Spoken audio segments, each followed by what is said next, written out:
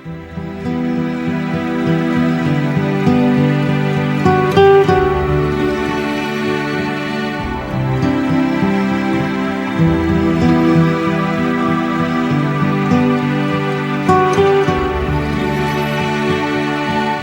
primeiro vídeo, concluímos afirmando que o tormento eterno não se trata de aniquilamento, nem tampouco é algo como purgatório, com a intenção de refinar ou aperfeiçoar aquele que é punido ou foi punido. O termo castigo eterno significa castigo que nunca cessa, nunca cessará. Agora temos que considerar neste vídeo a palavra julgamento ou juízo eterno, é encontrada em Hebreus capítulo 6, versículo 2. Lemos lá sobre a doutrina do juízo eterno. É uma palavra que sugere muitas perguntas. Por exemplo, quem é o juiz? Quem serão os julgados? Qual é o crime ou quais são os crimes que são objeto de julgamento? Qual é o veredito e qual é a punição? Bem, começamos afirmando que o juiz é claramente o próprio Deus. Abraão o chamou de juiz de toda a terra. Salomão diz que é ele quem trará o julgamento a toda obra e toda coisa que é guardada, estava em segredo, seja boa ou seja má. É com ele que o escritor em Hebreus diz, temos de tratar, ou, lendo de outra forma, a quem temos que prestar contas. O homem pode ter contestado a justiça desse julgamento feito por Deus, afirmando que suas dificuldades só podem ser apreciadas por alguém, as suas dificuldades, as suas falhas, os seus pecados, pode ser apreciado ou tratado ou julgada por alguém que trilhou o mesmo caminho e, portanto, ele, o homem, deve ser julgado por um outro homem. Por esta razão, Deus planejou que todo julgamento seja feito por seu Filho, pois ele é o Filho do homem. Ele andou aqui como um homem justo e perfeito. Ele é o único digno de julgar o mundo. Como ele é Deus e conhece a justiça de Deus, os planos de Deus, a sabedoria de Deus e tudo o que está em Deus, pois ele é Deus, pois em Cristo habita toda a plenitude da divindade, ele também é um homem que enfrentou a luta contra o inimigo, contra este mundo. Os pecadores impenitentes serão julgados por um homem que por sua vida aqui mostrou como deve ser a vida do homem. Passamos agora para quem são estes que serão julgados. Não é nosso propósito ampliar o assunto falando da condenação final de Satanás aqui neste vídeo, nem do julgamento dos anjos maus, do qual os santos participarão, mas respondendo concisamente, aqueles que devem ser julgados são os incrédulos, entre outros. Mas, quanto aos tímidos, e aos incrédulos, e aos abomináveis, e aos homicidas, e aos que se prostituem, e aos feiticeiros, e aos idólatras, e a todos os mentirosos, a sua parte será no lago que arde com fogo e enxofre, o que é a segunda morte. Aí temos uma descrição dos pecados cometidos por estes julgados e condenados pelo Filho do Homem. Isso está em Apocalipse capítulo 21, versículo 8.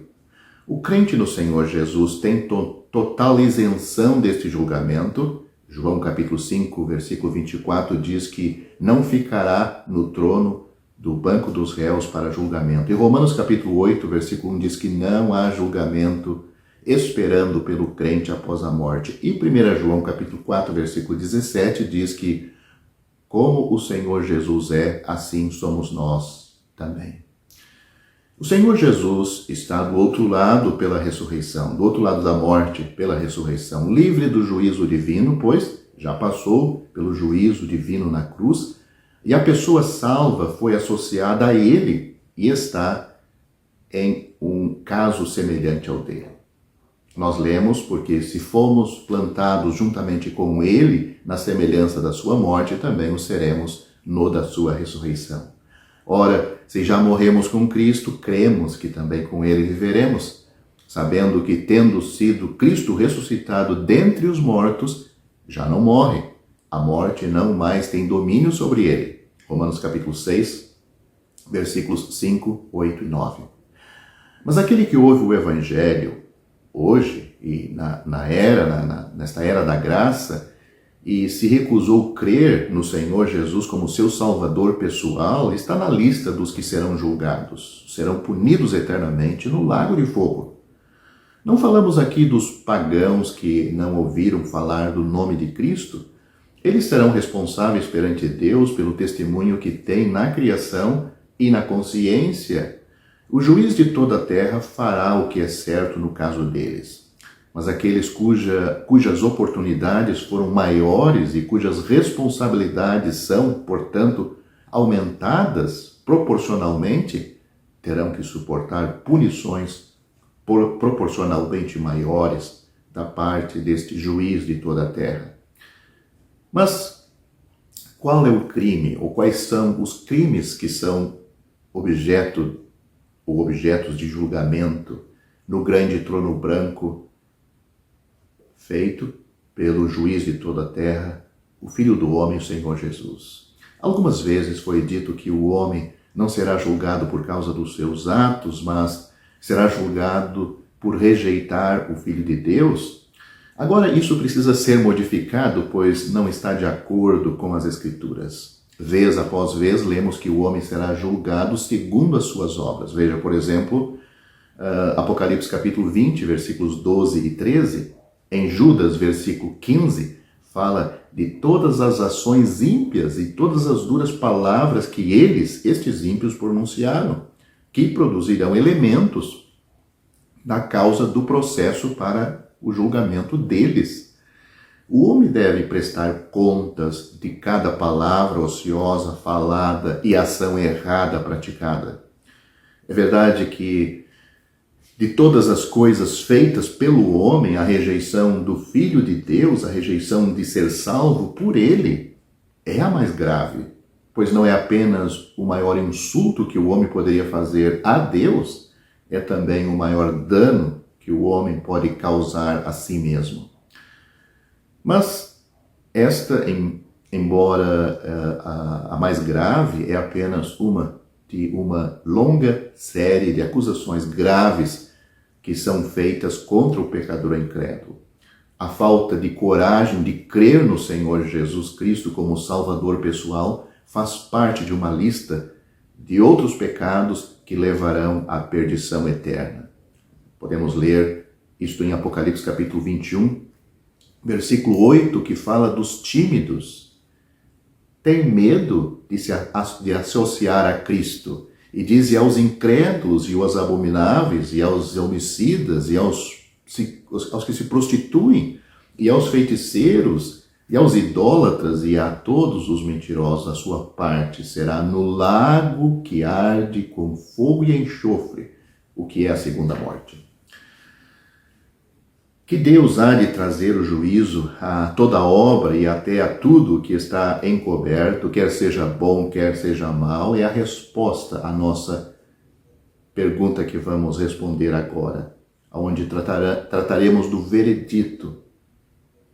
O resultado desse julgamento é, para usar a fraseologia jurídica, que uma condenação é obtida pelo próprio pecador.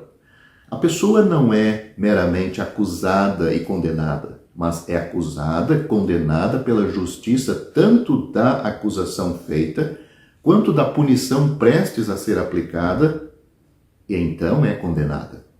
De outro ponto de vista, a Bíblia afirma que o homem já está condenado. Você pode ler isso em João capítulo 3, versículo 17, 18, mas aqui nos referimos à questão final do julgamento do grande trono branco que temos em Apocalipse capítulo 20, a partir do versículo 11. Tem sido raro, mas não totalmente desconhecido, que inocentes sejam acusados, condenados e presos. Isso tem acontecido em todas as épocas e em todas as civilizações, mas nestes casos, quando a justiça é feita, ou foi feito, o prisioneiro foi libertado e generosamente compensado, tal prisioneiro deve ter mantido em seu peito durante todo o julgamento e punição a convicção de que ele estava certo e seus acusadores e punidores estavam errados. Eles podem cobrar, tentar puni-lo, mas nunca podem condená-lo, vendo sua consciência testemunhar sua própria inocência. Mas tal caso não pode ocorrer no grande trono branco, pois então Deus julgará por meio de seu Filho justo, o seu unigênito Filho, o justo, e o resultado será que todos serão condenados por sua própria culpa. Leia Judas, versículo 15. Ninguém jamais será injustiçado no grande trono branco, tendo em seu peito que Deus estava errado e que ele não merece ou não merecia o que está passando, o que vai passar no lago de fogo por toda a eternidade, pois Deus será justo e ele sempre está certo. Mas qual realmente será qual realmente será a punição para os pecadores condenados por Deus? Ao lidar com este assunto, organizaremos nossas observações sobre 3 títulos. Primeiro, qual é a experiência imediata de um pecador que morre em seus pecados hoje? Segundo, o que é o grande trono branco que nós temos em Apocalipse capítulo 20 a partir do versículo 11? E em terceiro, o que é o lago de fogo que está registrado em Apocalipse capítulo 20, versículo 15? Bem, respondendo à primeira pergunta, quando uma pessoa morre, imediatamente ela entra em uma experiência que é descrita pelo próprio Senhor Jesus na história da morte de 2 homens em Lucas capítulo 16, a partir do versículo 19. Mesmo que se você ler como uma parábola aquilo que é a história, acredito, a situação ali, você vê claramente que é uma de felicidade e a outra de infelicidade, de sofrimento terrível. Tudo está perfeitamente claro naquela história. O indivíduo que partiu não deixou de existir, mas entrou em uma nova fase de experiência e em um novo estado desencarnado, consciente, e no caso do pecador sem a salvação, está sob punição, descrita em Lucas capítulo 16, pelo termo atormentado nestas chamas, dita pelo próprio pecador ali condenado.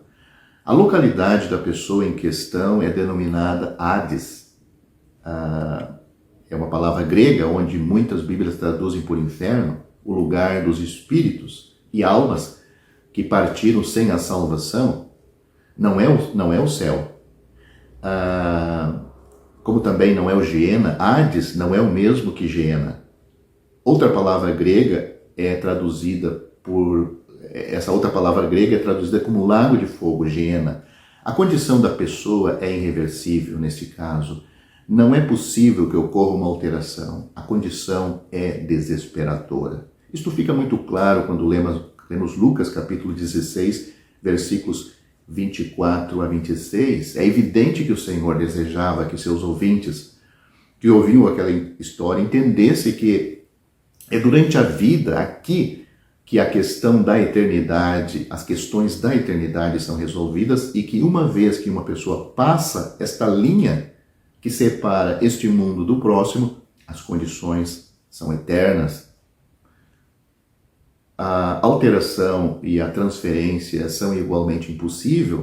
Sair daquele lugar ou ser transferido, esta não é uma passagem isolada sugerindo essas coisas de sofrimento para aquele que não é salvo.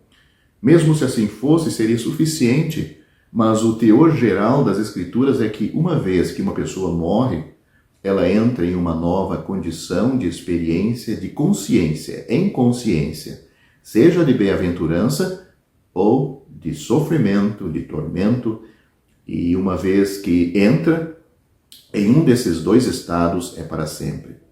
Estes fatos deveriam impressionar os corações dos perdidos ainda hoje sem a salvação de Deus, pois em cada funeral de um incrédulo é um lembrete de uma nova adição, de mais um aos tormentos nas chamas. A Bíblia diz: agora é o tempo aceitável, agora é o dia da salvação. Mas o assunto dos mortos, ou o assunto da morte dos perdidos, ou mesmo dos salvos em Cristo, não para por aqui. A ressurreição do Senhor Jesus garante a ressurreição de todo homem, crente ou incrédulo. Leia 1 Coríntios capítulo 15, versículo 21. Como também você pode ler 1 Tessalonicenses capítulo 4, a partir do versículo 13, e Apocalipse capítulo 20, a partir do versículo 11. Que os tempos de suas ressurreições diferem, é verdade, mas o fato é universal. O cético pode desprezar e questionar a possibilidade de tal evento ressurreição, visto que os corpos dos que partiram há muito se corromperam, se transformaram em gases, ou se tornaram constituintes químicos do solo em que foram sepultados, colocados, e outras objeções podem ser levantadas também. Para todos, a resposta é: você não conhece a Escritura, nem o poder de Deus. Esta é uma afirmação do próprio Filho de Deus em Mateus capítulo 22, versículo 29, para incrédulos também da sua época. Certamente, o Senhor Jesus, aquele que chamou à existência o universo por sua palavra e que desde então o tem mantido através de incontáveis eras, o que do pó criou o homem é capaz de erguer-se do pó da sua criação. Ressuscitado dos mortos, pecadores não salvos estarão diante do grande trono branco para serem julgados de acordo com seus atos. Os livros são abertos, nos quais está contido o registro detalhado do curso terreno desta pessoa. Todos os seus discursos duros e todas as suas ações ímpias são declaradas neste momento a ele. Leia Apocalipse capítulo 20, versículo 12 e Judas, versículo 15. O livro da vida também será aberto nesta ocasião do grande trono branco diante dos pecadores não salvos. Apocalipse capítulo 20, versículo 12 mostra isto. Os livros contêm menção da vida, os livros em gerais contém menção das vidas ímpias dos incrédulos. O livro da vida contém o nome dos salvos, mas omite a menção do nome dos perdidos. E a inclusão em um e a omissão dos outros constitui duplo fundamento para a imposição de punição a eles. Em um livro está a vida deles, no outro não tem o nome deles. O livro da vida será aberto para mostrar que não há registro dos seus nomes, como também não há registro de vida durante o curso de suas vidas aqui. Vida eterna em suas vidas. Tratemos agora quanto ao lago de fogo. O que é isto? Certamente em nenhuma parte das Escrituras aparece uma passagem mais solene e terrível do que Marcos capítulo 9, começando no versículo 43 ao 49, ou pode ler até o fim, que é o 50. O Senhor Jesus Cristo disse: e se a tua mão te escandalizar, corta. Melhor é para ti entrar na vida aleijado do que, tendo duas mãos, ires para o inferno, para o fogo que nunca se apaga, onde o seu bicho não morre e o fogo nunca se apaga. E se o teu pé te escandalizar, corta-o. Melhor é para ti entrares coxo na vida do que, tendo dois pés, seres lançados no inferno, no fogo que nunca se apaga, onde o seu bicho não morre e o fogo nunca se apaga. E se teu olho te escandalizar, lança-o fora. Melhor é para ti entrares no reino de Deus com um só olho, do que tendo dois olhos, seres lançados no fogo do inferno, onde o seu bicho não morre e o fogo nunca se apaga. Porque cada um será salgado com fogo, e cada sacrifício será salgado com sal. Portanto, essas são as palavras em Marcos capítulo 9 do Senhor Jesus, e o Senhor Jesus, aquele que era cheio de graça, amor, misericórdia, também era cheio de verdade, e aquele que falava como nenhum outro superava a todos em franqueza, simplicidade e fidelidade. Devemos observar a declaração solene de Nosso Senhor quando Ele fala sobre o fogo que nunca se apaga. Geena é onde o seu verme não morre e o fogo não se apaga. Mas o que significa tudo isto? Bem, a palavra Geena tem uma história que devemos entendê-la. Mais ou menos 30 anos antes da destruição de Jerusalém pelos caldeus, havia um ídolo que se chamava, era de uma hediondez, figura humana com cabeça de boi. Ele era chamado Moloque. E tanto ele como seus acessórios foram varridos do vale pelo bom rei Josias. Era onde Israel adorava este ídolo e fazia as coisas horríveis, oferecendo seus filhos queimados a este ídolo. E o lugar era tão profanado que nunca mais, ou seja, o lugar ficou tão profanado quando este rei destruiu o ídolo e todos os seus acessórios, que nunca mais voltaria a ser violado pela terrível falsa adoração. Mas tão profundamente os horrores do passado se imprimiram na mente popular daquela gente, que daquele tempo em diante o local passou a ter o nome de Topete, que significa abominação, o lugar para ser cuspido. E em outros tempos posteriores, as próprias palavras Ginom ou Ginon, o vale de Inom, ligeiramente foram alteradas para Geena, tornando-se o nome comum para o inferno. Depois que o rei Josias, de certa forma, profanou aquele local e se tornou aquele local se tornou o esgoto a céu aberto da cidade, usavam para queimar lixos. Fogueiras foram mantidas acesas continuamente para consumir sujeiras e impureza do local. Vermes se alimentavam do lixo que não era consumido pelo fogo. Abutres regozijavam-se em multidões sobre o terrível lixão. Uma fumaça fedorenta subia continuamente daquele vale. Quando vamos para o registro do Novo Testamento, encontramos Nosso Senhor Jesus usando este vale como emblema ou figura do lago de fogo e carimbando o uso da palavra como a marca da sua autoridade. Devemos observar cuidadosamente que o Senhor Jesus, ao falar do Geena, nunca estava se referindo literalmente ao vale que se encontrava lá fora de Jerusalém, mas se serviu dele para designar aquele lugar de tormento eterno que está preparado para o diabo e os seus anjos e para o qual o impenitente pecador também será lançado. Isto não é novidade, pois o Senhor Jesus fez muitas ilustrações de coisas eternas usando figuras naturais, figuras normais que as pessoas conheciam da sua época.